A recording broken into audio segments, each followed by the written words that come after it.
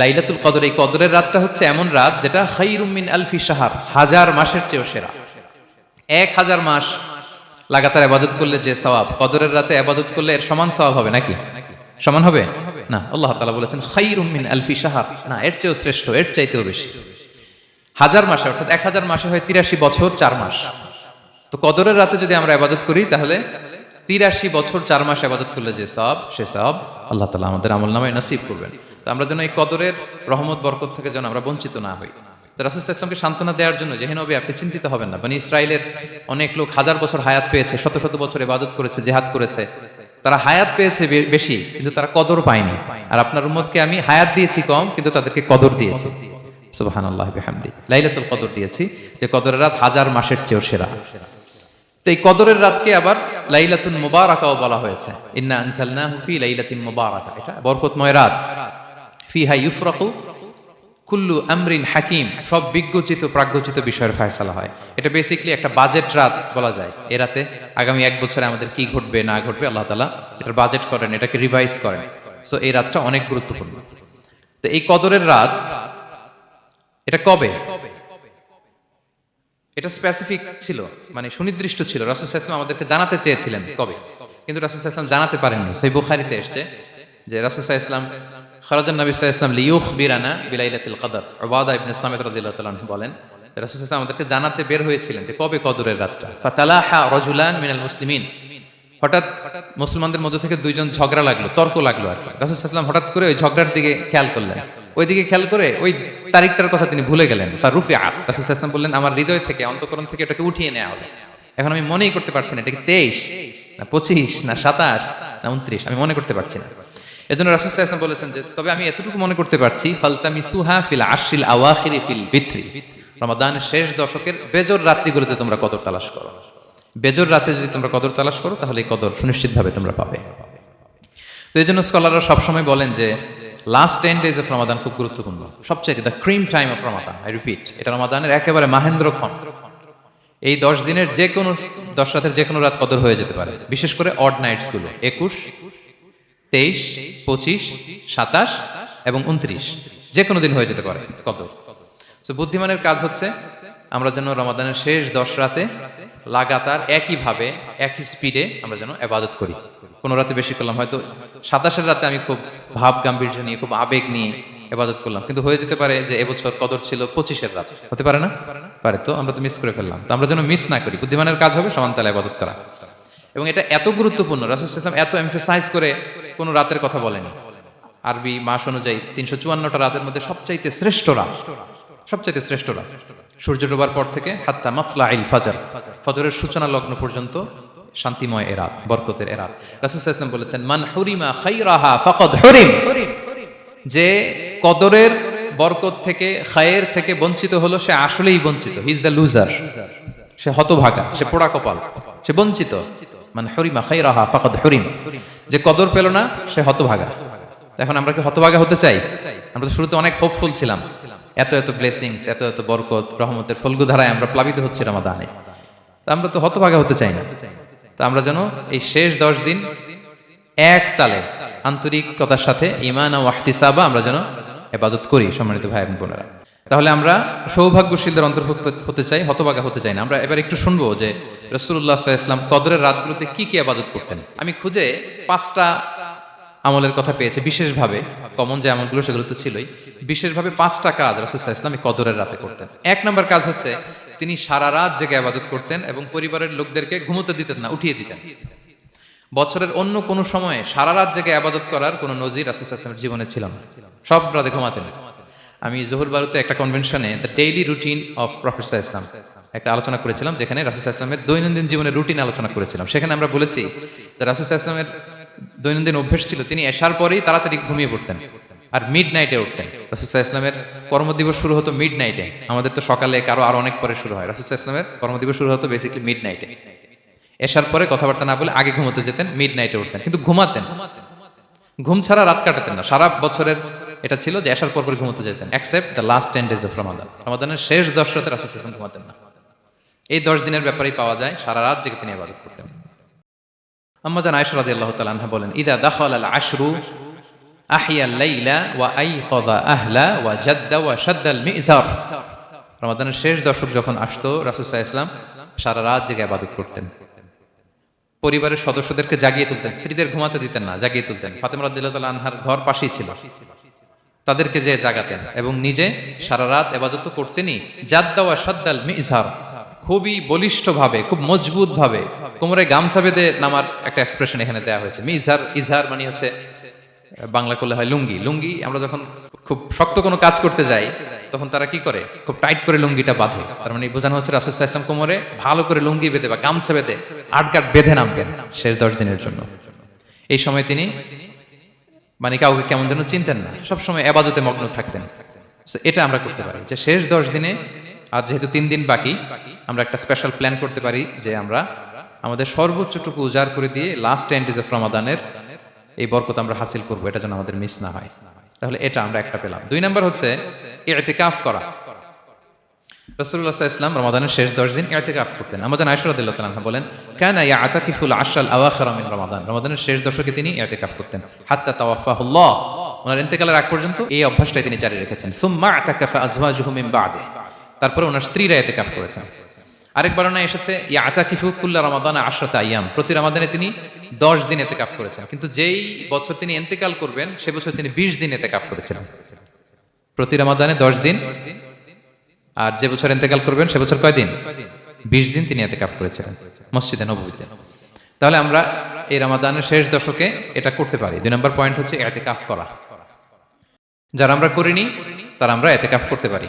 আমাদের আইআইএম এর মসজিদ এটা ইতিকাফের জন্য একটা উর্বর জায়গা। আমরা যখন এই ক্যাম্পাসে ছিলাম তখন দেখেছি যে এখানকার ইতিকাফের পরিবেশ যে এত সুন্দর, এটা কল্পনাই করা যায় না। অসাধারণ পরিবেশ। আপনি যদি ইতিকাফ নাও করেন, রাত 2টা বা 3টার দিকে সেন্ট্রাল মস্কে এসে বসে থাকলেও হবে। রাত 2টা 3টার দিকে এসে বসে থাকলে দেখবেন যে কেউ সেজদায় পড়ে কান্না করতেছে, কেউ হালাকা করতেছে, কেউ তাসবিহ পড়তেছে, কেউ কোরআন তেলাওয়াত করতেছে। মানে এত সুন্দর পরিবেশ, ওটা দেখলেই আপনার ইবাদত করতে মন চাইবে। তো আমরা যেন ইতিকাফ করার চেষ্টা করি। ইতিকাফ করতে না পারলে শেষ দশকের রাতগুলো যেন মসজিদে কাটানোর চেষ্টা করি, তা না পারলেও বাসায় যেন এই রাতগুলো আমরা মিস না করি। বিশেষ করে সেন্ট্রাল মস্কে তো অসাধারণ পরিবেশ, এটা হাইলি রেকমেন্ডেড। ইফ পসিবল আপনারা আসবেন, এখানে ইবাদতের চমৎকার পরিবেশ থাকে। 3 নাম্বার হচ্ছে রাসূল সাল্লাল্লাহু আলাইহি ওয়াসাল্লাম এবং জিবরাইল আলাইহিস সালাম যৌথভাবে কোরআন রিভিশন করতেন। খুব ইন্টারেস্টিং। সারা বছর যেটা নাজিল হতো, রমাদানে জিবরাইল আলাইহিস সালাম রাসূল সাল্লাল্লাহু আলাইহি ওয়াসাল্লামকে শোনাতেন, রাসূল সাল্লাল্লাহু আলাইহি ওয়াসাল্লাম জিবরাইল আলাইহিস সালামকে শোনাতেন। সহিহ বুখারীর বর্ণনা, কানা জিবরিলু ইয়ালকাহু ফি কুল্লি লাইলাতিন মিন রমাদান ফায়ুদারিসুল কুরআন, প্রতি রমাদানের প্রতি রাতে এসে রাসূল সাল্লাল্লাহু আলাইহি ওয়াসাল্লামের সাথে কোরআন মুদারাসা করতেন। সহিহ মুসলিমের বর্ণনায়, আন্না জিবরিল কানা ইউআরিদুহু বিল কুরআন কুল্লা আমিন মাররা, প্রতি বছর রমাদানে একবার শোনাতেন বা শুনিয়েছেন। যে বছর তিনি ইন্তেকাল করবেন তিনি 2 বার শুনিয়েছিলেন। আরাদা ইউআরিদু মানে এটা ফ্রম বোথ সাইড। আরবি শব্দটা এমন যে জিবরিল আলাইহিস সালাম শোনাতেন, এরপর রাসূল সাল্লাল্লাহু আলাইহি ওয়াসাল্লাম জিবরিল আলাইহিস সালামকে শোনাতেন, কোরআন রিভিশন করা। তো এই শেষ দশকের রাতগুলোতে আমরা যেন বেশি বেশি কোরআন পড়ি। কোরআন তেলাওয়াত, কোরআনিক রিসাইটেশন হতে পারে, কোরআনের অর্থ পড়া হতে পারে, তাদাব্বুরে কোরআন হতে পারে, কোরআনের হালাকায় জয়েন করা হতে পারে। ইন ইটস এনি ফর্ম আমরা যেন কোরআনের সাথে অ্যাটাচমেন্টটা বাড়াই লাস্ট 10 ডেজ অফ রমাদানে। 4 নাম্বার কিয়ামুল লাইল করা। রাসূল সাল্লাল্লাহু আলাইহি ওয়াসাল্লাম কিয়ামুল লাইল করতেন এবং কিয়ামুল লাইল শব্দটাকে রাসূল সাল্লাল্লাহু আলাইহি ওয়াসাল্লাম কদরের সাথে জুড়ে দিয়েছেন। সহিহ বুখারীর বর্ণনায় তিনি বলেছেন, মান কামা লাইলাতাল কদরি ঈমানা ওয়া ইহতিসাবা গুফিরা লাহু মা তাকাদ্দামা মিন যামবি, কদরের রাতে যে কিয়ামুল লাইল করে বিশ্বাস নিয়ে এবং নাজাতের প্রত্যাশা নিয়ে, তার পূর্বের সমস্ত গুনাহ আল্লাহ তাআলা ক্ষমা করে দিবেন। তাহলে কিয়ামুল লাইলটা রাসূল সাল্লাল্লাহু আলাইহি ওয়াসাল্লাম বিশেষভাবে কদরের রাতের সাথে সম্পৃক্ত করেছেন। আমরা যেন প্রতি রাতে কিয়ামুল লাইল করি, লম্বা সময় যেন দাঁড়িয়ে থাকি, লম্বা সময় কোরআনিক রিসাইটেশন করি দাঁড়িয়ে থেকে, লম্বা সময় রুকু, লম্বা সময় সিজদা, স্পেশালি সিজদা। আখরাবু মা ইয়াকুনুল আবদু মির রাব্বিহি ওয়া হুয়া সাজিদ ফাআকসিরু ফিহি দুআ। বান্দা যখন সিজদায় থাকে আল্লাহ সবচেয়ে কাছে থাকে। তো আমরা তো আল্লাহর সবচেয়ে কাছে যেতে চাই এই ক্রিম টাইমটাতে, কি বলেন? আমরা যেন লম্বা সময় সিজদাতে থাকি। কিন্তু আমাদের অনেকের যেটা হয়, নামাজে তাড়াহুড়ো, অনেকের সব ব্যস্ততা যখন নামাজে দাঁড়াই এরকম হয়ে যায়। রাসূল সাল্লাল্লাহু আলাইহি ওয়াসাল্লামের সালাত যদি আমরা খেয়াল করি, বিশেষ করে কিয়ামুল লাইলে এত যে সুন্দর ছিল। আম্মাজান আয়েশা রাদিয়াল্লাহু তাআলা আনহাকে জিজ্ঞেস করা হয়েছিল যে, হে আম্মাজান, রাসূল সাল্লাল্লাহু আলাইহি ওয়াসাল্লামের কিয়ামুল লাইল কেমন ছিল, কিভাবে কিয়ামুল লাইল করতেন? আম্মাজান আয়েশা, দেখেন ওনার এক্সপ্রেশনটা কত সুন্দর। তিনি বলেছেন, ফালা তাসআল আন হুসনিহিন্না ওয়া তুলিহিন্না, রাসূল সাল্লাল্লাহু আলাইহি ওয়াসাল্লামের কিয়াম যে কত সুন্দর ছিল, কত লম্বা ছিল, আমায় জিজ্ঞেস করো না, আমি বলতে পারবো না। আমরা অনেক সময় যখন খুব বেশি চমৎকার কিছু হয় তো আমরা কি বলি, ভাই এত সুন্দর ছিল, আমি বোঝাতে পারবো না। এরকম বলি না যে এত অসাধারণ আমি বলে বোঝাতে পারবো না, বাংলাতেও কিন্তু আমরা বলি এত চমৎকার বলে বোঝাতে পারবো না, শব্দের বুননে ভাষার বুননে আমি ফুটিয়ে তুলতে পারবো না। তো আমাদের আয়েশা এটাই বলেছিলেন, ফালা তাসআল আন হুসনিহিন্না ওয়া তুলিহিন্না। রাসূল সাল্লাল্লাহু আলাইহি ওয়াসাল্লামের রাতের নামাজ কিয়ামুল লাইল যে কত সুন্দর ছিল, কত দীর্ঘ ছিল, লম্বা ছিল, আমায় জিজ্ঞেস করো না, আমি বলে বোঝাতে পারবো না। সুবহানাল্লাহি ওয়া বিহামদিহি। আমরা যেন লম্বা সময় কিয়ামুল লাইল করি। আমাদের আয়েশা রাদিয়াল্লাহু তাআলা আরো বলেন, কানা ইয়াকুমু মিনাল লাইলি হাত্তা তাতাফাত্তারা কদামা। এত দীর্ঘ সময় দাঁড়িয়ে থাকতেন, থাকতে থাকতে ওনার পা ফুলে যেত, পা দুটো ফুলে যেত। আপনিও দীর্ঘ সময় দাঁড়িয়ে দেখেন যে পায়ে ঝিম ধরে যাবে, পা ফুলে যাবে, এটা করতেন রাসূল সাল্লাল্লাহু আলাইহি ওয়াসাল্লাম। তো আমরা যেন আয়েশা বলেন, ইয়া রাসূলুল্লাহ লিমা তাসনাউ হাযা ওয়া কদ গুফিরা লাকা মা তাকদ্দামা মিন যামবিকা মা তাআখার। আপনি এত কষ্ট কেন সহ্য করেন নিজের দেহের উপরে? আপনার তো আগের পরের সব গুনাহই মাফ। আদতে তো রাসূল সাল্লাল্লাহু আলাইহি ওয়াসাল্লামের গুনাহই নেই, তিনি নিষ্পাপ। এত কষ্ট কেন করেন? আপনার আগের পরের সবই তো মাফ করে দেয়া হয়েছে, কেন করেন? রাসূল সাল্লাল্লাহু আলাইহি ওয়াসাল্লাম উত্তর করেছেন, আফালা উহিব্বু আন আকুনা আবদান শাকুরা। আয়েশা, আমি কি শুকরগুজার বান্দা হতে পছন্দ করব না? আল্লাহ তাআলা আমাকে তার রহম এবং করমে সব মাফ করে দিয়েছেন, কিন্তু আমি কি শুকরগুজার হব না? আমি কি আমার রোলটা প্লে করব না? আমি কি নিজেকে সঁপে দেব না আল্লাহ তাআলার কাছে জায়নামাজে? তো এটা ছিল সংক্ষেপে রাসূল সাল্লাল্লাহু আলাইহি ওয়াসাল্লামের কিয়ামুল লাইলের ধরন। এভাবে তিনি দীর্ঘ সময় কিয়ামুল লাইল করতেন। আমরা যেন এটা করি। সেন্ট্রাল মস্কে কিয়ামুল লাইল এবছর নিশ্চয়ই হচ্ছে, আমরা যেন অংশগ্রহণ করি। 5 নম্বরে রাসূল সাল্লাল্লাহু আলাইহি ওয়াসাল্লাম দোয়া করতেন। এই কদরের রাতগুলোতে খুব বেশি বেশি দোয়া করতেন। দোয়া নিয়ে আমরা একটা জুমার খুতবা দিয়েছিলাম, সেখানে আমরা বলেছিলাম যে দোয়া হতে হবে খুব আন্তরিক দোয়া, রোবোটিক দোয়া যেন না হয়। আপনার আবেগ, ভালোবাসা, মনের মাধুরী মিশিয়ে, চোখের পানি মিশিয়ে, অশ্রু সিক্ত করে এই দোয়াটা করতে হবে, তাহলে সে দোয়া আল্লাহর কাছে কবুল হবে। আমরা যেন আমাদের ভাব, আবেগ সব ঢেলে দিতে পারি আমাদের দোয়াতে, আমাদের সেজদায়, আমাদের কিয়ামুল লাইলে। এবং যে কোনো ভাষায় কোরআনিক দোয়াগুলো রেকমেন্ডেড, হাদিসের মাসুরগুলো রেকমেন্ডেড। তাছাড়া আপনার নিজের ভাষায় আপনার কি চাওয়া, আপনার কি আকাঙ্ক্ষা, আপনার মনের কষ্ট, যাতনা সবকিছু আপনি আল্লাহ তাআলার কাছে পেশ করুন। এবং আমাদের আয়েশা জিজ্ঞেস করেছিলেন, ইয়া রাসূলুল্লাহ, আমি যদি কদর পেয়ে যাই আমি কি বলবো এ রাতে? মা আদউ, কি দোয়া করব? রাসূল সাল্লাল্লাহু আলাইহি ওয়াসাল্লাম বললেন, তাকুলিন, আয়েশা তুমি বলবে, আল্লাহুম্মা ইন্নাকা আফুউন তুহিব্বুল আফওয়া ফাআফু আন্নী। আয়েশা তুমি যদি কদরের রাত পেয়ে যাও এটা বলবে, হে আল্লাহ আপনি ক্ষমাশীল, আল্লাহ আপনি ক্ষমাকে পছন্দ করেন, আল্লাহ তাই আপনি আমায় ক্ষমা করেন। হে আল্লাহ আপনি ক্ষমাশীল, আপনি ক্ষমাকে পছন্দ করেন, আল্লাহ আপনি আমাকে ক্ষমা করেন। এই দোয়াটা আমরা যেন বেশি বেশি করি। আমার সাথে সাথে সবাই একটু পড়ুন মেহেরবানি করে, আল্লাহুম্মা ইন্নাকা আফুউন তুহিব্বুল আফওয়া ফাআফু আন্নী। আল্লাহুম্মা ইন্নাকা আফুউন তুহিব্বুল আফওয়া ফাআফু আন্নী। হে আল্লাহ আপনি ক্ষমাশীল, আপনি ক্ষমা করাকে পছন্দ করেন, আল্লাহ আমাকে ক্ষমা করেন। আমরা আমাদের নিজেদের ভাষায় অনেক দোয়া করতে পারবো, কিন্তু রাসূল সাল্লাল্লাহু আলাইহি ওয়াসাল্লামের শেখানো দোয়াগুলো এটা হচ্ছে মানে very precise in wording but comprehensive in meaning. এটার অর্থ, এটার আবেদন এটা অনেক বেশি। আমি অনেক 10টা 20টা বাক্য বলে এত সুন্দর কথা মিলাতে পারবো না। রাসূল সাল্লাল্লাহু আলাইহি ওয়াসাল্লাম যেটা শিখিয়ে দিয়েছেন, আগে আল্লাহর প্রশংসা করলাম, আল্লাহ আপনি ক্ষমাশীল, আবারও প্রশংসা, আল্লাহ আপনি তো ক্ষমা করাকে পছন্দ করেন। যেটা আপনি পছন্দ করেন না ওইটা তো চাচ্ছি না, যেটা আপনার পছন্দ, যেটা আপনি করতে ভালোবাসেন, গাফিরিয যামবি ওয়া কাবিলিত তাওব, আপনি ক্ষমা করাকে পছন্দ করেন, তওবা কবুলকে আপনি পছন্দ করেন, তো সেটাই তো চাচ্ছি আপনার কাছে, আপনি আমার তওবা কবুল করুন, আল্লাহ আপনি আমাকে ক্ষমা করুন। সো এই দোয়াটা প্রত্যেক রাতে যেন আমরা বেশি বেশি করি সম্মানিত সুধী। এবং এই যে রিমাইন্ডারগুলো শুনলাম, এটা রমাদানের পরেও যেন আমরা অব্যাহত রাখি। আমরা নাম দিয়েছি যে gear up for a great Ramadan. আমাদের ইবাদতের যে ধারাবাহিকতা, এই গতিটাকে আরেকটু গেয়ার আপ করা, আরেকটু পুশ করা নিজেকে, আরেকটু এক্সট্রা ড্রাইভ দেওয়া। এই শেষ মুহূর্তে মাত্র 13টি দিন আমাদের হাতে আছে, আমরা যেন আরেকটু ইফোর্ট দেই, আমরা যেন আরেকটু ড্রাইভ দেই, যাতে করে আমরা আল্লাহ তাআলার আরো নিকটবর্তী হতে পারি। এবং এই রমাদানে আমরা যা শিখলাম, যেটা করলাম, এটার ইম্প্যাক্ট যেন রমাদানের পরেও আমাদের মধ্যে থাকে। আমাদের অনেকের এটা হয় যে রমাদানে আবেগে অনেক আলোচনা শুনে, ক্ষমার মাস এটা জেনে এত ইবাদত, রমাদান নাই ইবাদতও নাই, এরকম হয়ে যায়। এটা যেন না হয়, বরং এটার একটা পরশ যেন আমাদের হোল দ্য ইয়ার লং থাকে। আরব শায়েখরা বলেন যে কুন রব্বানি লা তাকুন রমাদানি, রব্বানি হও, রমাদানি হও না। মানে রমাদান আসছে, তুমি রমাদান কেন্দ্রিক ইবাদত নিয়ে অনেক উচ্ছ্বাস, কিন্তু রমাদান শেষ ইবাদত শেষ, এমনটা যেন না হয়। রমাদানের পরেও সে মেহেরবান আল্লাহ তাআলা কিন্তু আমাদের জন্য আছেন। তিনি প্রতি রাতে শেষ রাতে নেমে আসেন, এসে ডাকতে থাকেন, কার ক্ষমা লাগবে ক্ষমা চাও, ক্ষমা করবো, কে বিপদে পড়েছো বলো, আমি উদ্ধার করব। তো তিনি আরশের উপর থেকে প্রথম আসমানে নেমে আসলেন দেওয়ার জন্য, আমি ঘুম থেকে জাগতে পারলাম না, নেয়ার জন্য। এটা হইলো প্রাইম মিনিস্টার আনোয়ার ইব্রাহিম আমাকে একটা অ্যাওয়ার্ড দিবে, লেটস সে হোটেল ইন্টারকন্টিনেন্টাল, উনি এসে বসে আছে, বাট আমি যেতে পারিনি, এটা তো এটা হয় না।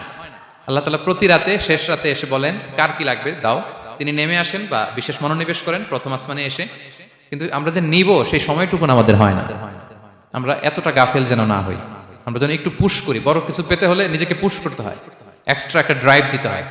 সম্মানিত শুধু এই 17টা দিন কি করলাম একটু রিভাইজ করি, যোগ বিয়োগ করি নিজের সাথে নিজে, যে প্ল্যানটা নিয়ে রমাদান শুরু করলাম ওইরকম কিয়ামুল লাইল করতে পারলাম কিনা, ওইরকম চ্যারিটি করতে পারলাম কিনা, রেসাইটেশন করতে পারলাম কিনা, একটু যেন নিজের সাথে নিজে বোঝাপড়া করি, একটু যেন রিভাইজ করি এবং নিজেকে যেন একটু পুশ করি।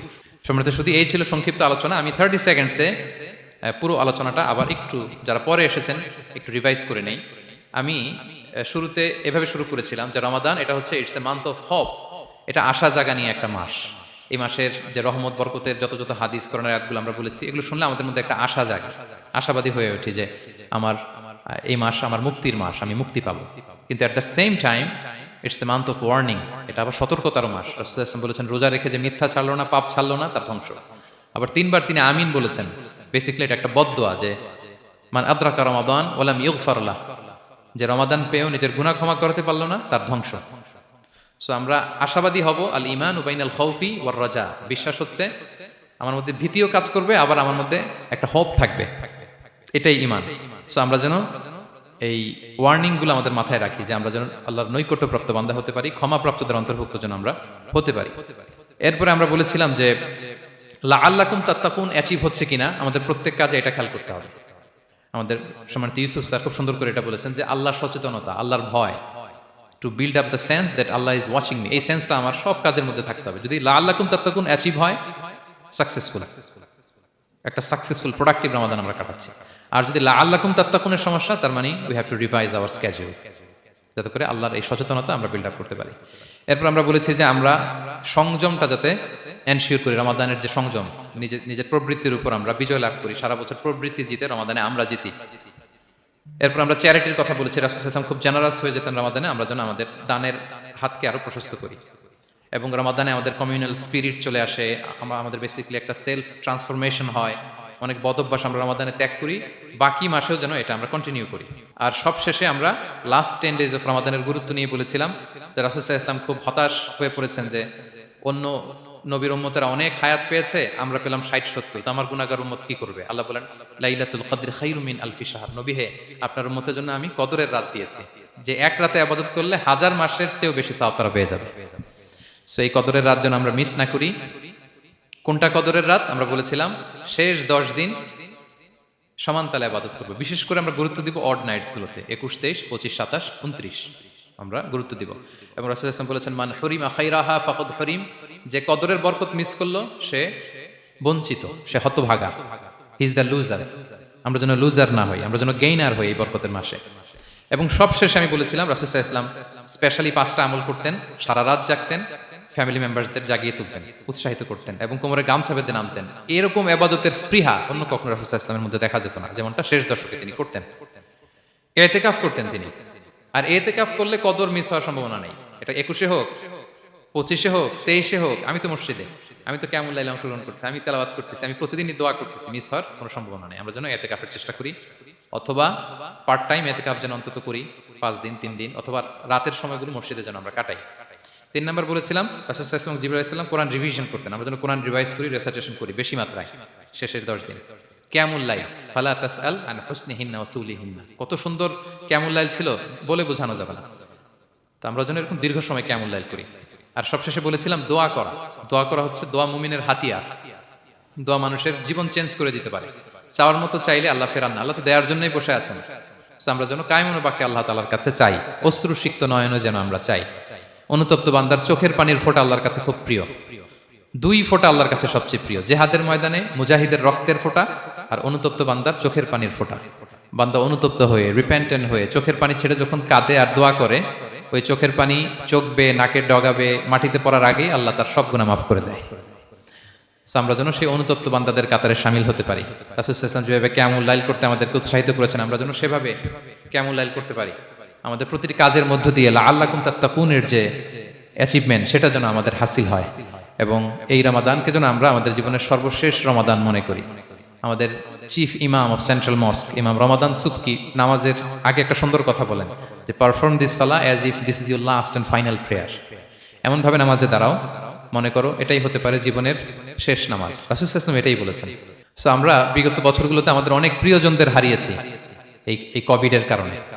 এবছর আল্লাহর মেহেরবানি বাংলাদেশ আইএম কমিউনিটির এই চমৎকার আমাদের সম্মানিত শিক্ষক মণ্ডলীদের প্রচেষ্টা, ছাত্র ভাইদের প্রচেষ্টায় এই চমৎকার জান্নাতি পরিবেশে ইফতারের আগে আমরা একত্রিত হয়েছি।